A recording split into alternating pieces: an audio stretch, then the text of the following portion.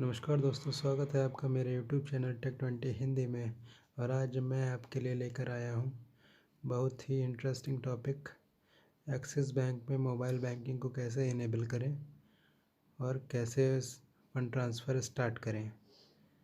तो आइए सबसे पहले चलते हैं हम अपने एक्सिस बैंक के एप्लीकेशन पे, जिसे हम गूगल प्ले स्टोर से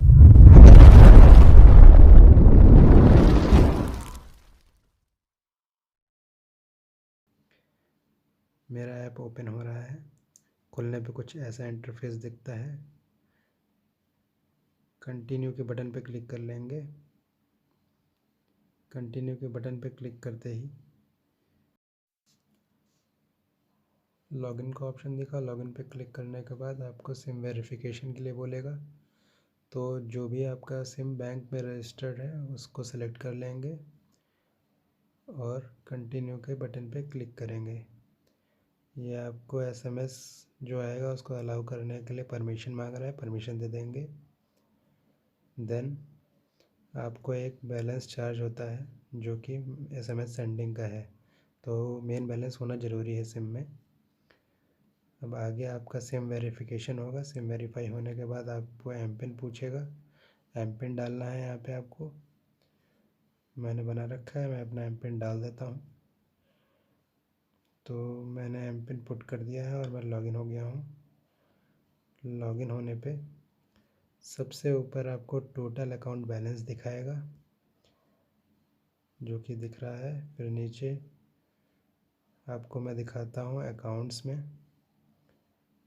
तो अकाउंट्स वाले में आपको दिख जाता है कितना अमाउंट आपके में प्रेजेंट है, और राइट एरो को क्लिक करने पे आपको आपकी सारी डिटेल्स दिखाता है, लेकिन अभी नहीं दिखाएगा क्योंकि अभी रजिस्टर्ड नहीं है डेबिट कार्ड से। तो मैं रजिस्टर कर लेता हूँ अपना डेबिट कार्ड डिटेल्स पुट करके। तो मैं अपनी डेबिट कार्ड डिटेल पुट कर ली हैं। उसके बाद कंटिन्यू कर देता हूँ। कंटिन्यू करने के बाद एम पिन मांग रहा है, एम पिन डालता हूँ। देखिए मेरी सारी डिटेल्स शो होने लगी हैं। अब यहाँ से मैं नीचे व्यू कार्ड डेबिट कार्ड पे क्लिक करूँगा तो मुझे अब मेरा डेबिट कार्ड दिखा देगा। ये मेरा डेबिट कार्ड शो हो रहा है। बैक करते हैं। अब ये स्टेटमेंट्स देख सकते हैं आप। स्टेटमेंट देखना चाहें, जिस डेट से जिस डेट तक का देखना चाहें वो सारा कुछ दिखा देगा। क्योंकि मेरे इस बीच में कोई ट्रांजैक्शन है नहीं, इसलिए कोई ट्रांजैक्शन दिखा नहीं रहा है स्टेटमेंट में, एम्प्टी शो हो रहा है। फिर बैक आ जाते हैं। ये ईमेल स्टेटमेंट भी आप कर सकते हैं, इसका भी यूज़ कर सकते हैं। अगर आपको चाहिए कि स्टेटमेंट आपकी मेल पे आ जाए तो ईमेल पे क्लिक करेंगे, ईमेल दे देंगे और कंफर्म करेंगे, सबमिट कर देंगे। सबमिट करने के बाद सबमिट करने से पहले आपको डेट सेलेक्ट करनी रहेंगी, देन कंफर्म कर देना है। अब आपको एम पिन डालना है। सक्सेसफुल हो गया है। आपको स्टेटमेंट आपकी मेल पे रिसीव हो जाएगा। बैक चले जाते हैं और नीचे मैं कुछ और आपको सर्विसेज बताता हूँ। पेमेंट्स फ़ंड ट्रांसफ़र बताता हूँ मैं आपको। फ़ंड ट्रांसफ़र के लिए आपको पेई ऐड होना ज़रूरी है, तो मैं सिखाता हूँ मैं किसी को कैसे ऐड करते हैं पेमेंट करने के लिए। तो ऐड पेई पे क्लिक करेंगे। अगर आपके पेई एक्सिस बैंक का यूज़र है तो एक्सिस बैंक पे क्लिक करेंगे और अकाउंट नंबर या मोबाइल नंबर डाल के उसे रजिस्टर कर लेंगे। बैक करते हैं। अगर आपका पेई अदर बैंक का है तो अदर बैंक पे क्लिक करेंगे, अकाउंट नंबर डालेंगे। एग्ज़ाम्पल के लिए मैं डाल देता हूँ एक अकाउंट नंबर। तो ये मैं एक अकाउंट नंबर पुट कर दे रहा हूँ। देन उसके नीचे IFSC कोड डालना है। मैं IFSC कोड डालता हूँ अपना। IFSC कोड डालने के बाद नीचे कुछ और डिटेल्स मांग रहा है, जैसे कि निक नेम, पेई नेम, मोबाइल नंबर, ईमेल। ये सारी सर्विसेज ऑप्शनल होती हैं, आप चाहें तो यूज़ करें, चाहे तो मत करें। सर्च करके भी आप IFSC कोड ढूंढ सकते हैं, लेकिन मुझे पता है तो मैंने डाल दिया है। अब निक नेम आपको डालना है। निक नेम मैं डाल देता हूँ कोई।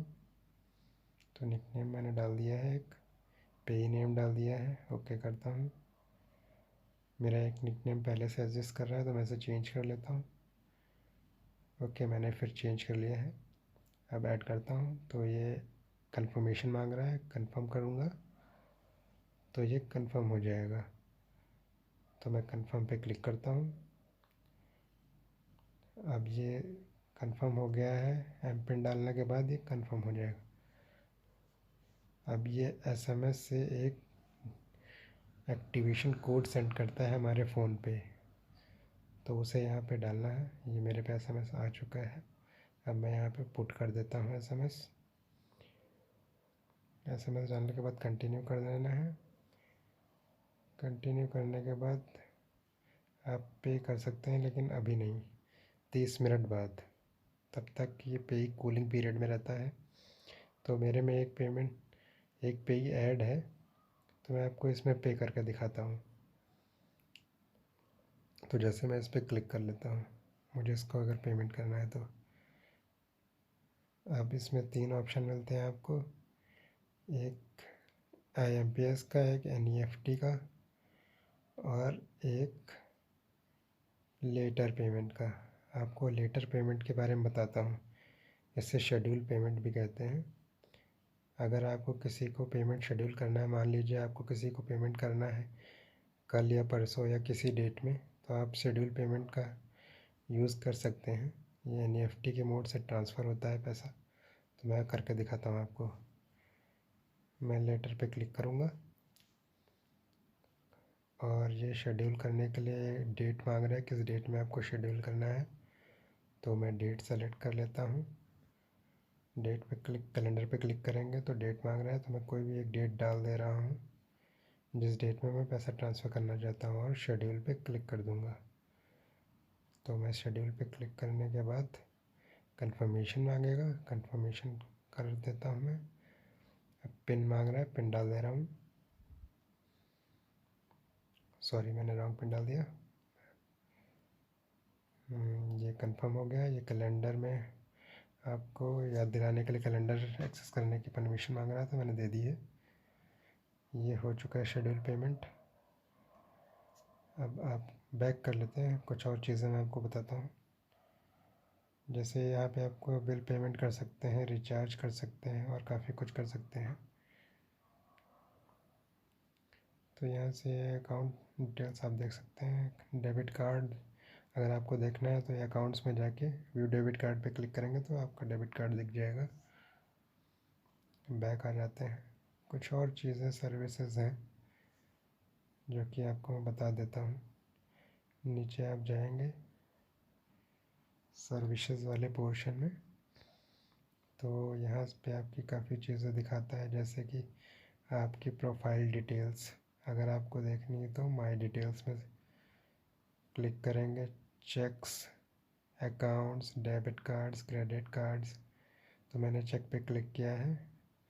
रिक्वेस्ट दे सकता हूँ चेक की, और स्टॉप चेक का भी कर सकता हूँ मैं। सेकंड ऑप्शन है यहाँ पे डेबिट कार्ड्स का। डेबिट कार्ड में मैं सेट पिन कर सकता हूँ, ब्लॉक कर सकता हूँ, मॉडिफाई कर सकता हूँ, अपग्रेड कर सकता हूँ, और स्विच ऑन स्विच ऑफ भी कर सकता हूँ। ये सारी सर्विसेज जो है हमें मिल जाती हैं यहाँ पे। क्रेडिट कार्ड का भी ऑप्शन मिलता है, क्रेडिट कार्ड पे क्लिक करते हैं। फ़िलहाल मैंने कोई क्रेडिट कार्ड नहीं ले रखा है एक्सिस बैंक से, इसलिए मेरे पास अप्लाई करने के लिए बोलेगा, तो मुझे अप्लाई नहीं करना है। बैक जाते हैं। अब मैं आपको दिखाता हूँ यहाँ नीचे अप्लाई नाउ में आप देख सकते हैं प्री अप्रूव्ड लो ऑफ़र्स दिखाता है, क्रेडिट कार्ड्स, लोन वगैरह दिखाता है। और ऊपर आपको माय प्रोफाइल पे क्लिक करके दिखाता हूँ तो ये सारी डिटेल्स दिखा देता है आपकी। ये सारी सर्विसेज आपको एक्सिस बैंक के एप्लीकेशन पे मिल जाती हैं।